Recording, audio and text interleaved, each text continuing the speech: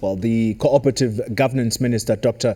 Nkosazana Dlamini-Zuma, says most of the economy remains open under the lockdown level 3, except bars and taverns. The new rules are expected to have a severe impact on the hospitality industry, which is already struggling this year during the pandemic. Now, to understand the effects of this, we speak now to Kgangki Matebane. He is the CEO of the Black Business Council, and alongside him is Advocate Mtho, Xulu, the president of the South African Chamber of Commerce and Industry. Gentlemen, my thanks to you both for availing yourselves at this time. Let me start with you, Mr. Matebane. The Black Business Council, you advocate for businesses that primarily are run by black people. Talk to us about the effects of this lockdown, particularly in establishments like shebeens, taverns. These trade primarily on alcohol.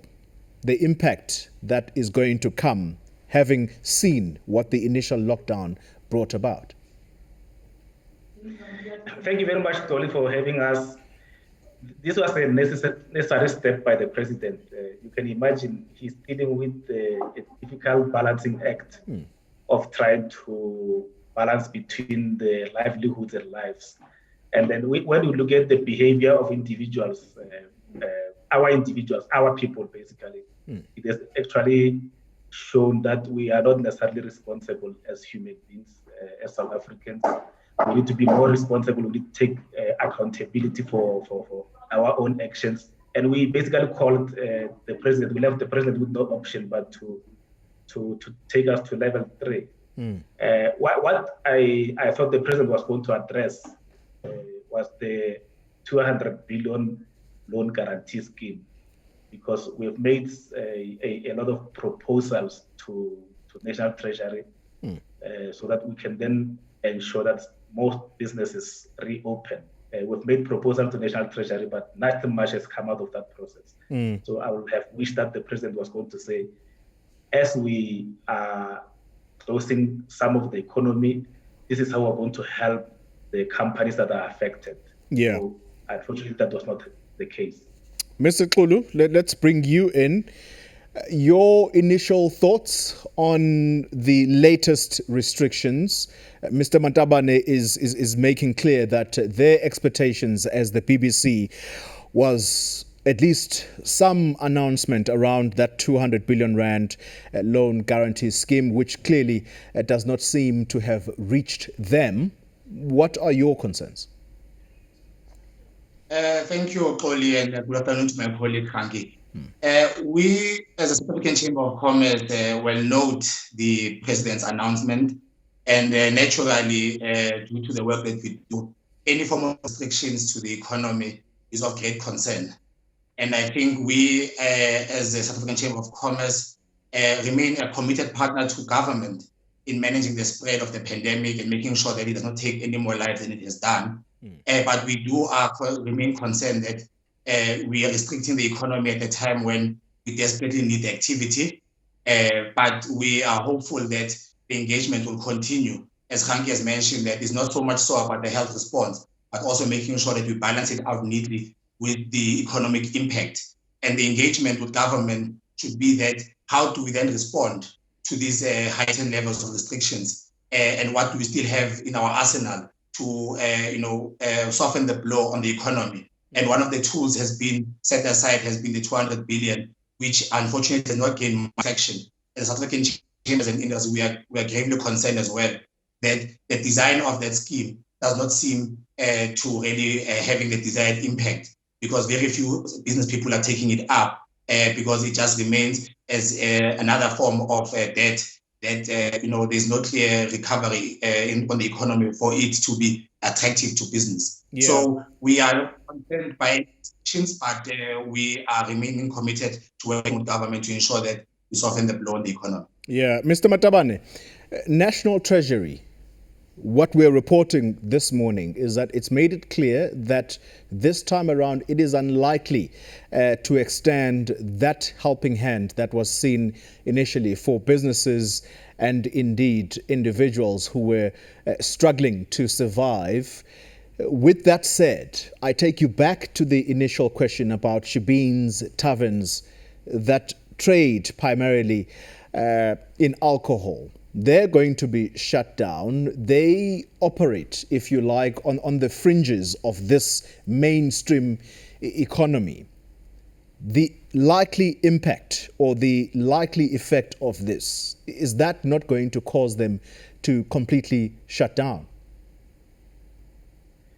Yeah, definitely. That is going to shut down a lot of businesses. Remember, most of us, especially as Black professionals, we actually survived and went to university through money that was made through from taverns by our grannies most of the time.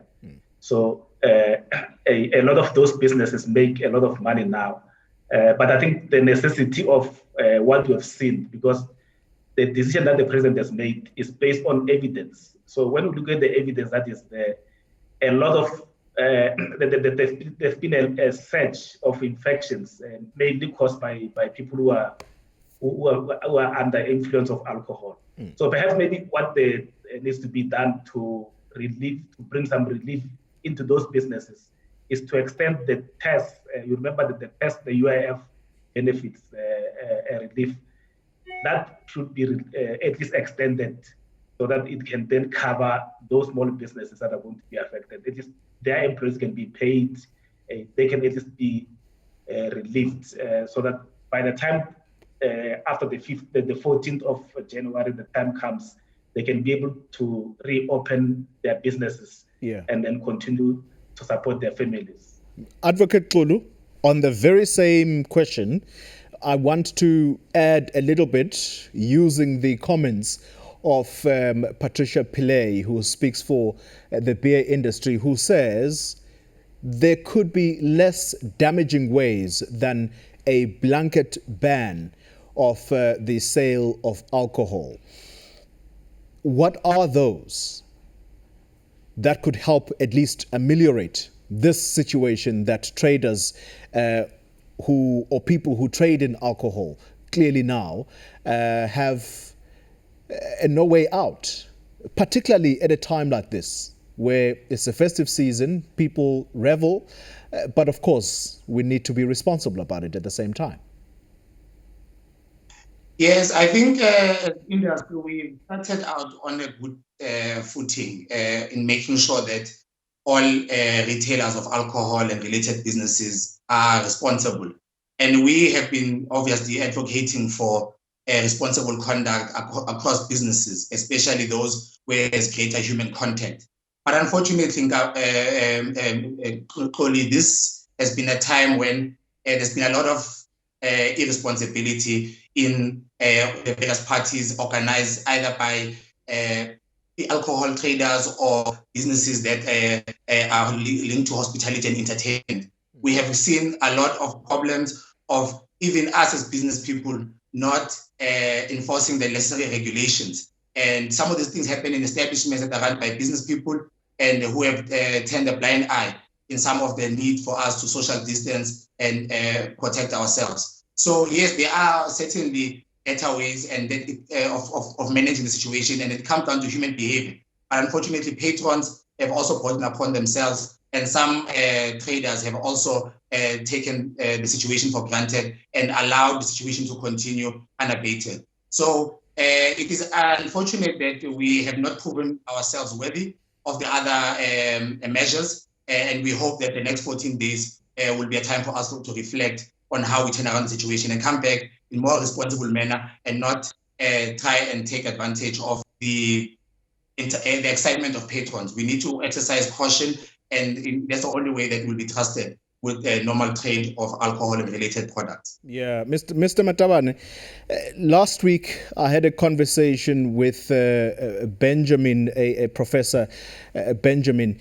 He is with the University of Johannesburg, and he was talking about these restrictions, saying that their assessment of the initial lockdown, we're talking about the hard lockdown, that lockdown basically did not have any effect whatsoever in as far as reducing the spread of this virus. But what it did manage was to achieve massive damage to the South African economy.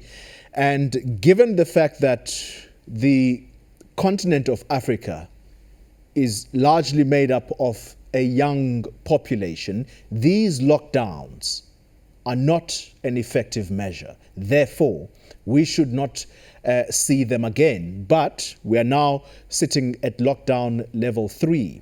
Your thoughts around what these academics have said? Yeah, actually, we are involved in the NEDLEC processes where we get briefings from various ministers and various experts. So the action that the president has taken is informed by facts. So when we look at the reason why we had lockdown level 5, it was to get the economy and the country ready, to get the necessary PPEs in the country, to get the extra hospital beds, and so on. So the intention of the initial lockdown level 5 was basically to get us ready so that when the coronavirus hit certain levels, we have enough beds for people who are affected. And I think it has served its purpose. And we then, I think, thought that the behavior of individuals will improve. But unfortunately, the behavior only improved under level 5 because the country was locked down. The behavior of individual, I think, is the one that forced the president's hands to say something has to be done. Remember 2 weeks ago when the president addressed the country, we also had hope that he was going to implement maybe level 2 or so that we can reduce the chaos that we've seen happening, especially when there are parties, when people are under the influence of alcohol. Yeah, something just comes into people. The behavior changes. People use the masks just to get into the establishment, but when they get into the establishments, they remove the masks. So the biggest issue here is the human behavior. Yeah. If we can change the behavior and become more responsible as individuals, that will help us a lot. So from a business point of view, again, we are pleading with the UIF to say, let's extend the tests so that we can reduce the impact of this lockdown and we can save jobs. Because a lot of other people who are affected, like restaurant industry, they are likely to lay off some of the employees. But all right, if the relief from UIF was still there, that was going to assist and cushion those employers so that the employees can still receive some funds. Sure. And then some income. All right.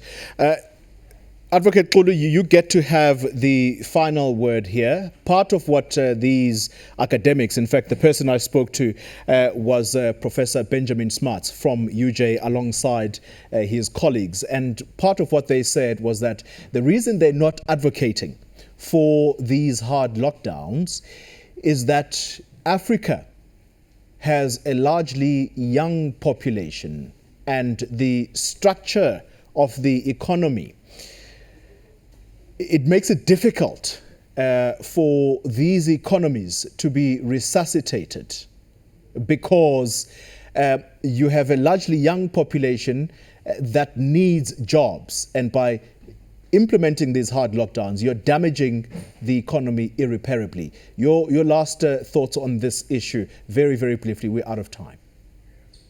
Yeah, no, certainly it's not necessarily a hard lockdown. The economy remains largely open.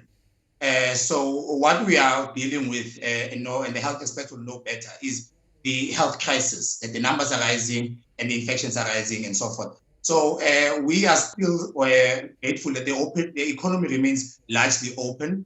What we need to do as economic actors and business leaders is to remain responsible to ensure that we don't go back to a hard lockdown, to reduce the impact on the economy. But the economy remains open, and we need to be responsible from a human behavior point of view. All right. Advocate Mtho Xulu, thank you very much for your time. He's with the South African Chamber of Commerce and Industry, and alongside Kgangki Matebane, CEO of the Black Business Council. Thank you, gentlemen.